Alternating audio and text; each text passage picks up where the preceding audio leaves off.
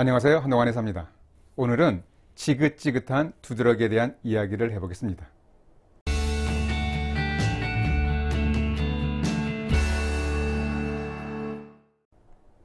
주위에 보면 두드러기 환자들이 많습니다. 두드러기는 평생 살면서 한두 번 경험하지 않는 분들이 없을 것입니다. 보통 며칠이면 저절로 좋아지지만 몇 달이나 혹은 몇 년 동안 고생하시는 분들도 많습니다. 바로 만성 두드러기입니다. 두드러기는 갑자기 피부가 붉고 가려우면서 피부가 융기되면서 부어오르는 증상을 말합니다.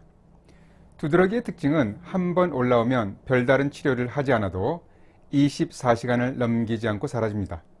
그러면서 다시 장소를 바꿔서 올라옵니다. 이렇게 만성화되죠. 급성 두드러기는 보통 며칠 만에 저절로 사라집니다. 반복되기도 하지만 그리 오래가지 않습니다. 그러나 지속적인 치료에도 불구하고 6주 이상 반복되는 경우를 만성 두드러기라고 합니다. 만성 두드러기는 다양한 원인에 의해서 나타나지만 원인을 알 수 없는 경우가 많습니다. 이것을 만성 특발성 두드러기라고 합니다. 두드러기의 원인을 파악 가능한 경우가 있습니다. 흔하게 특정한 식품 때문에 나타나는 식품 알레르기, 약물이 원인이 되는 약물 알레르기도 있습니다. 찬 자극을 받으면 생기는 한랭성 두드러기, 뜨거운 자극에 의한 온열성 두드러기, 체온의 상승에 의한 콜린성 두드러기가 있습니다. 그리고 물리적 자극으로는 진동 자극에 의한 진동 두드러기, 물리적인 압박, 조이는 옷에 의한 압박 두드러기나 피부 묘기증 등도 있고, 항원성 물질에 의한 알레르기성 접촉성 두드러기, 햇볕에 의한 일광 두드러기도 있습니다. 게다가 물만 닿으면 두드러기가 생기는 수성 두드러기도 있습니다. 특발성 두드러기는 매우 다양한 원인에 의해서 나타나기 때문에 원인이 없다라기보다는 특정하기 힘든 상태를 말합니다. 두드러기 환자의 약 60에서 90%가 특정한 유발 요인을 찾기 어려운 만성 특발성 두드러기에 해당합니다. 특정한 자가 면역 질환을 앓고 있는 경우에도 만성 두드러기를 동반하는 경우가 많습니다. 두드러기의 특징은 피부가 부어오르는 것으로 이것을 맥관부종이라고 합니다. 맥관부종은 피부 비만 세포의 탈과립을 통해서 혈장이 진피로 유출되면서 피부가 부어오르는 것입니다. 두드러기는 맥관부종과 함께 가려움증이 항상 동반되는데 이러한 증상은 모든 피부에서 나타날 수 있습니다. 보통 급성 두드러기의 경우는 기도가 붓거나 호흡곤란이 나타나는 등의 아나필락시스라는 급성 과민 반응이 나타날 수 있지만 만성 두드러기는 어느 정도 적응이 되어 있기 때문에 응급 상황이 발생하지 않습니다. 나름대로 방어 시스템이 작동한다고 볼 수 있습니다. 만성 특발성 두드러기는 하루 중에 밤에 심하고 스트레스를 받으면 더 올라오고 더운 환경에서 심해집니다. 대부분 긁는 행위나 물리적인 자극으로 인해서 악화됩니다. 남녀노소 누구나 생길 수 있지만 20에서 40대 여성에게 흔한데 이 경우는 배란이나 생리기간이 유독 심해지는 특징을 보입니다. 혈관염에 의해서도 두드러기가 생깁니다. 이것을 두드러기 혈관염이라고 합니다. 두드러기 혈관염은 만성 두드러기처럼 보이지만 혈관염을 기본 병리로 하는 질환입니다. 일반적인 두드러기와 다르게 혈관벽에 염증이 생겨 혈관이 손상되면서 피부뿐만 아니라 다른 장기에도 영향을 미칠 수 있습니다. 두드러기와 함께 부어오르는 부위에 일반적으로 자반이 함께 보입니다. 결절성 홍반이나 단형 홍반도 두드러기와 구분해야 합니다.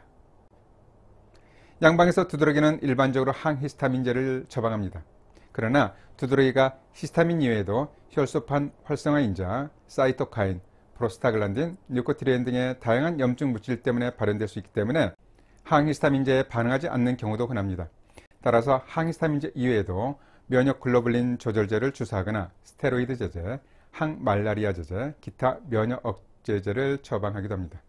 그러나 대부분 양방치료는 약물 사용 중에는 진정이 되다가도 중지하면 원래대로 증상이 반복되는 경우가 흔합니다. 만성 특발성 두드러기가 있는 환자의 절반 정도에서는 두드러기가 치료와 무관하게 발병 후 1년 이내에 저절로 사라지는 경우도 있습니다. 그러나 지속적인 치료에도 불구하고 반응하지 않거나 지속되는 경우는 한방치료를 시도해 볼 수 있습니다. 한의학에서는 두드러기를 은진이나 풍단, 단마진, 풍진계 등으로 불립니다.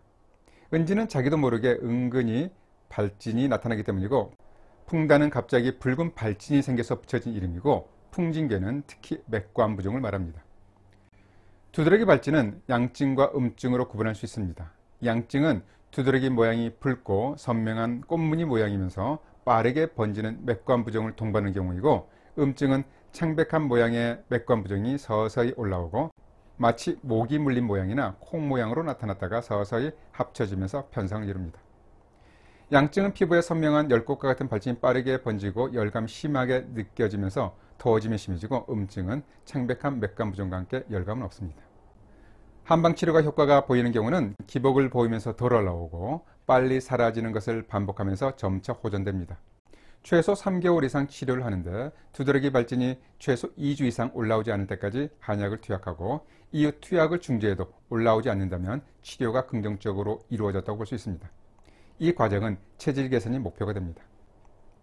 한약 처방은 염증 반응을 억제하면서 피부 발진을 진정시키고 가려움증을 줄이는 처방이 다용됩니다. 청열 해독이 기본이 되며 피부 면역을 안정시키는 처방이 주로 사용됩니다. 외용 재료는 빙평과 박하내로 만든 박빙액을 스프레이를 이용해서 피부에 뿌려주면 가려움증이 일시적으로 사라지기 때문에 치료 과정에 많은 도움이 됩니다. 차요법으로는 지실이 효과적입니다. 지실은 어린 탱자 열매를 말하는데 항염증, 항알레르기 작용과 함께 혈관 보호 및 면역 조절 효과를 통해서 만성 특발성 두드러기의 증상을 완화하는 데 도움을 줍니다. 차처럼 달여서 마셔도 좋은데 하루 10에서 20g 정도를 물 1리터에 넣고 최소 30분 이상 약한 불로 끓여서 하루나 이틀 동안 두세 차례 나눠 마십니다. 고용량에서는 속쓰림이나 복통 등을 주의해야 합니다. 가정요법으로는 두드러기 발진이 심하게 올라올 때 미지근하거나 시원한 물로 샤워를 하면 도움이 되고, 피부 건조가 악화 원인이 되기 때문에 보습제를 바르거나 식물성 오일을 발라주는 것도 좋습니다. 기거 온도는 가장 편한 온도로 선택합니다. 따뜻한 것이 좋으면 약간 덥게, 시원한 것이 좋으면 약간 시원한 온도를 선택합니다. 그리고 기본적으로 물도 충분하게 마시면서 땀을 흘리는 유산소 운동을 생활하는 것은 피부 면역을 안정시키는 데 도움을 줍니다.